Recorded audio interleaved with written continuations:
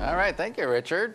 Let's bring in our strategists from Thoughts on This and Other Issues. Shea Purdy is with Summa Strategies. Lindsay Doyle with Summa Strategies. I guess you're sumo wrestlers, okay? Yes. And in Toronto, Rick Anderson with I2 Issues and Advertising. Rick, welcome to you. Let's talk about the economy first, something a little different from Duffy. As Laurie Graham mentioned, she asked a question about the economy. Everything seems to be trending downward. We have a weird response from the Liberal leader to share with you in a minute. But first, I want to play something from back in 2008 when the last big recession was hitting the campaign trail. Here's what Stephen Harper had to say. My own belief is if we were going to have some kind of big crash or recession, we probably would have had it by now, a year into the crisis. So I think what will need to happen will be continual managing of the slowdown in growth. So, Stephen Harper so far hasn't clearly said there's a recession, and his response today was to help homeowners invest in real estate in Vancouver, which some people say is a hotly overheated housing market. I'm curious, Shea, I want to get your thoughts on this. Is Stephen Harper, in denial on this one? Well, so first of all, there's definitely a pattern here in Stephen Harper denying recessions. We saw in 2008, and we're seeing it again now. But with this announcement in Vancouver that's meant to boost people's purchasing power for homes, is not really going to help the problem, because the problem is affordability, not the fact that people can purchase them or not. And it's going to actually put upward pressure on the housing market, from what I understand, because it gives people more ability to buy a home that they can't really afford, and that's a vulnerable game right now. Yeah, but Lindsay, he did make one concession I thought was kind of interesting. He said, I'm going to start tracking foreign buyers, and that presumes that eventually he'll try and clamp down on what seems to be a foreign-driven speculative market. And I think tracking buyers versus actually putting in some sound policy, which probably would have been welcome 4 or 5 years ago.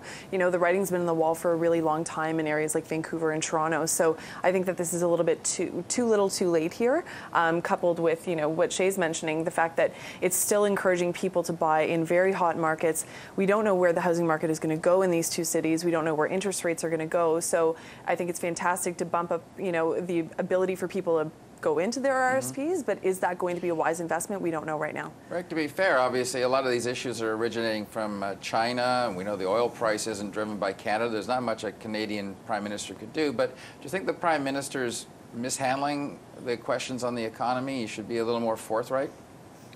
Well, Don, I'm surprised at what my colleagues here are saying. The first home that people buy is usually the most difficult one to purchase, because it's hard to put together that first down payment when you don't already have any equity in a home that you've previously owned.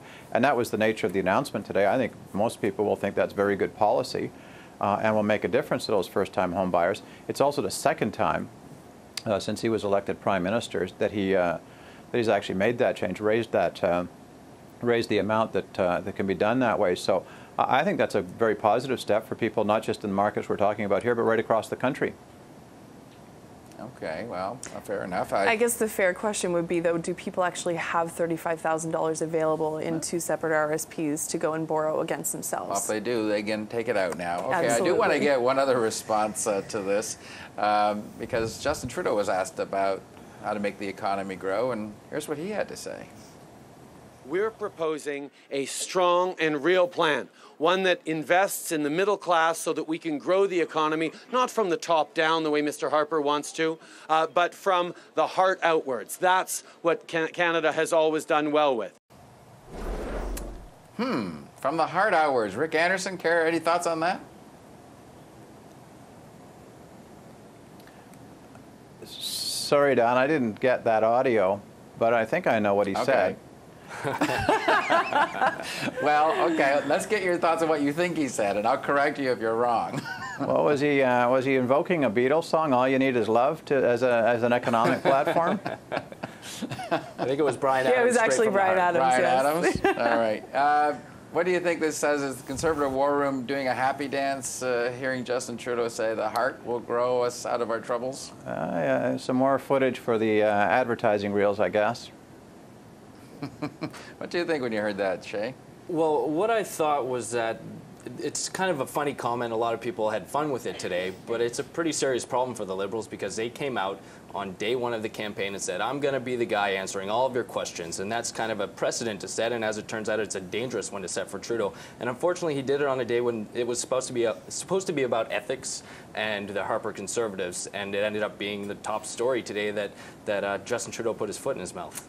Did he put his foot in his mouth? I think it's probably safe to say that he likely misspoke. I'm going to take a bet on that. But truthfully, he was the first leader of any of the three major party leaders to actually visit Saskatchewan, to visit anywhere in the prairies, and actually put forward a concrete economic plan.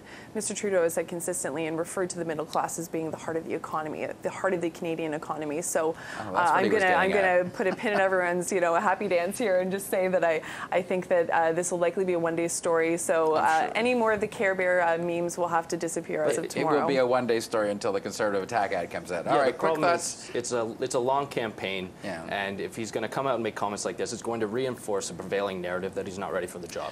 I want to get your thoughts on the Duffy trial, especially you, Rick Anderson. When you were watching what Nigel Wright was saying on the stand today, did you get the feeling that Stephen Harper should be doing a happy dance? Is he in the clear now, or is there some shadows yet to emerge? Well, I don't think the Prime Minister's doing any happy dances about the fact that there is a trial. Nobody around the government is. This is not a happy story. I think, though, that, most people think that the facts that are going to be found out, are going to be known, are already known, and that there are no surprises probably in the trial, and there certainly were none today. Shay, what do you think? Sure, no fireworks in the trial today, and everybody that is paying a granular level of attention to the trial was packed into that courthouse. But it's the broad strokes of the narrative that's coming out of this that's going to be damaging for the Conservatives. What is that narrative? Well, one of the things that came out today is that Nigel Wright is cooler and richer than pretty much everybody you know. Well, the that's other not one, a narrative. the other one is that the Prime Minister's office was pulling the strings on almost every aspect of this. They were running the Senate leadership. They were involved in the Deloitte audit, and I think that's pretty damaging, especially for the case in the Senate. Yeah, there is a lot of staff involved, and there's a lot of email exchanges that suggested this was a crisis, and they were all circling the wagons. For sure. There's about 200 and some pages, so for anyone who's extremely bored, I'm sure they can read it at length. But what I think the most kind of powerful and damaging thing that came out of today was the imagery. So you have, the Prime Minister in Western Canada making a huge policy announcement that was supposed to try to take that media attention away, but you had an entire group of people camped out outside of that courtroom watching Mr. Wright, who is a very competent individual, and it's a shame to see him put in this position. But unfortunately, the emails do tell a very different side of the story. Shay's right, the reach of the Prime Minister's office into Senate leadership, managing Mr. Duffy's movements and actions and what he was going to say. There was a lot of resources that went into managing this issue, and that's, I think, going to be very shocking to Canadians. Okay, well, it's still a work in progress. We'll see what happens tomorrow.